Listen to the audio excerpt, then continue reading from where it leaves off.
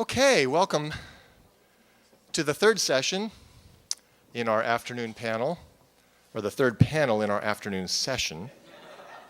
It's probably a better way to state it. Okay, so we're going to move to the humanities and the global imperative, and our keynote speaker is Professor Charlie Farhadian. And Charlie has been here at the college since, he could probably tell me, but I'll impress him, 2004. Relative recent. He's a professor in our religious studies department. To his right is Marilyn McEntyre, and Marilyn has been at the college since 1996, and she's a professor in the English department. Next to her is Omedi Ochieng, a professor in our communication studies department. And Omedi has been at the college since 2005. And then to Omedi's right is Professor Michael Shasberger, who is the Adams Chair of Music and Worship in the music department. And Michael has been here since 2005 as well. So a crowd of relative newcomers, 3 out of 4. And so Charlie's going to give the keynote address, and then Charlie will be followed by each of the panelist participants, and each will come up to the microphone here, after which we will invite some panel discussion, and if there's time, some questions from the audience as well. So, Professor Charlie Farhadian. Thanks. Good afternoon, and thanks for being here so late. I hope you're all holding together. I'm delighted to be here. 2 of the 5 planks of Westmont's mission statement are that our college is to be both Christian and global. Joining these 2 commitments together produces a synergy that has the potential to enliven our study, research, and teaching. But being both Christian and global in our context can present a major challenge, for today, the West is characterized as post-Christian, while Christianity itself is post-Western. Today, 60% of the world's Christians live in Africa, Asia, Latin America, and the Pacific. In the mid-1980s, there were over 16,500 conversions to Christianity a day in Africa. Those are startling figures when compared to the state of Christianity in the West, where there are 54,000 people leaving the church on a weekly basis. Under conditions of globalization, much of our world has conflated and converged, leaving us in webs of imagined interconnections and with new forms of separation. This is the world we have inherited, its insights, burdens, and opportunities that are carried through the humanities, giving us access to the heart of the worldwide community. What can we expect were we, as a Christian institution, to have a global perspective on the humanities? What can we anticipate? By bringing a global perspective on the humanities, it seems helpful to retrieve the concept of conversion. For change will occur. We used to talk a lot about conversion. Today, the term conversion is heavily laden with a Western guilt complex that often makes the user of the term misunderstood as narrow-minded and intolerant. But conversion is exactly the term we need to retrieve if we're going to make any sense of our engagement with our world and with one another. By conversion, I do not mean the implementation of some form of strong-arm tactic to get people to confess their sins and join the church. I do, however, mean a kind of turning in the original sense of that Greek term, metanoia.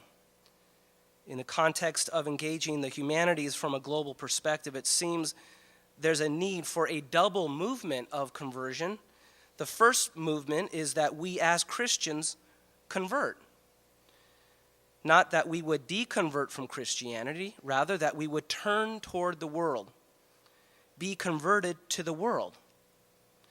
We engage the global to encounter the other, to learn about other people, cultures, languages, literature, and the arts.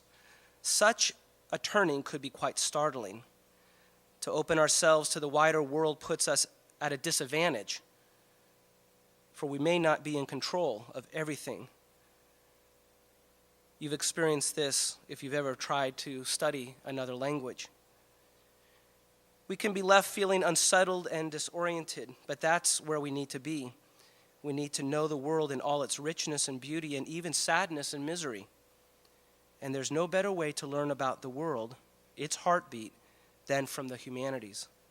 Poetry, music, art, literature, religion, and other disciplines within the humanities are imbued with an expressive quality that reveals the human condition in all its variance. Perhaps we will find shadows of God there. I imagine were we to take seriously our responsibility as a Christian college to engage the humanities in a global perspective, we would be quite surprised by what we learn. Engaging the global humanities may force us to be fully attentive rather than dismissive of new ideas and perspectives, like doing a double take at the sight of something awesome, terrible, or unique. What is that, we say? Did you hear that? Can we believe there are echoes of truth resonating in the humanities worldwide? In the words of N.T. Wright, it's as though we can hear not perhaps a voice itself, but the echo of a voice speaking with calm, healing authority, speaking about justice, about things being put to rights, about peace and hope and prosperity for all. We want to go back and listen to it again. Let me give you some examples of this kind of turning that I've seen in my own teaching experience. A few years ago, I showed a film in class about the conflict in southern Sudan. After a brief discussion of the film, I dismissed the class. Students left solemnly, in part because the content of the film was so powerfully engaging. Yet almost immediately after all students had left the room, one student returned in tears.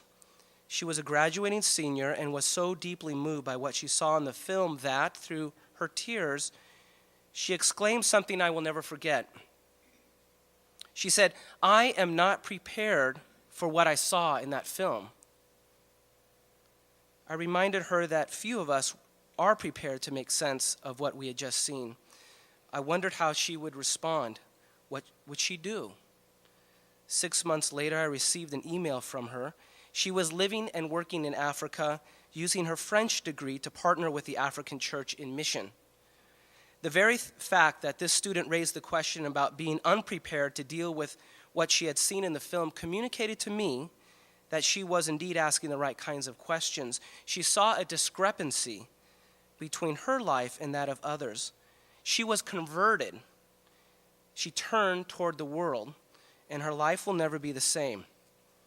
This turn toward the world, what I would call our first conversion as Christians, can be risky. We will learn new things about God, each other, and the world.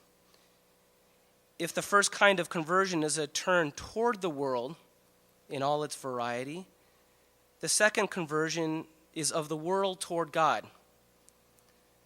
If there is good news in the Christian message, then we would be wise to use our creative imagination to discover how the gospel would fulfill the world's deepest longings, the very yearnings that are reflected in literature, drama, music, and even religions worldwide.